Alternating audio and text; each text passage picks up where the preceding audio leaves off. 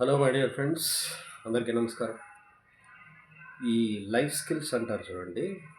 అందులో one of the categories ఏంటంటే ఇది ఇంటర్వ్యూ స్కిల్స్ కూడా అంటారు. అంటే అందులోకే వస్తాయి. సాఫ్ట్ స్కిల్స్ అన్నా, లైఫ్ స్కిల్స్ అన్నా 2 ఒకటే. అందులోకే ఒక కేటగిరీ ఏంటంటే ఇంటర్వ్యూ స్కిల్స్ అంటాం. ఈ ఇంటర్వ్యూ స్కిల్స్ టీచ్ చేసేటప్పుడు ఫ్యాకల్టీస్ ఇంటర్వ్యూని ఎలా అటెండ్ అవ్వాలి, ఇంటర్వ్యూవర్ క్వశ్చన్స్ ఏమడుగుతాడు, ఇంటర్వ్యూ ఏం క్వశ్చన్స్ చేయాలి అని చెప్పేసి అక్కడ అవి నేర్పిస్తూ ఉంటారనమాట. నాకొక డౌట్ ఏంటంటే, ఇదే నాకు మామూలుగా డౌట్స్ వస్తుంటాయి కదా.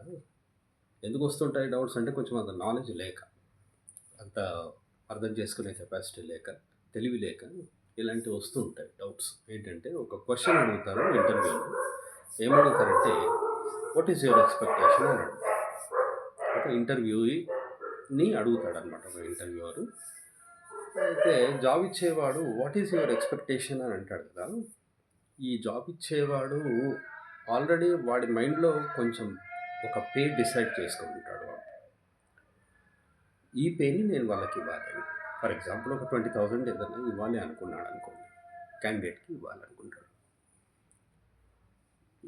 వీడు కూడా ఒక శాలరీని మైండ్లో పెట్టుకొని వస్తాడనమాట. వీడు ఏదంటే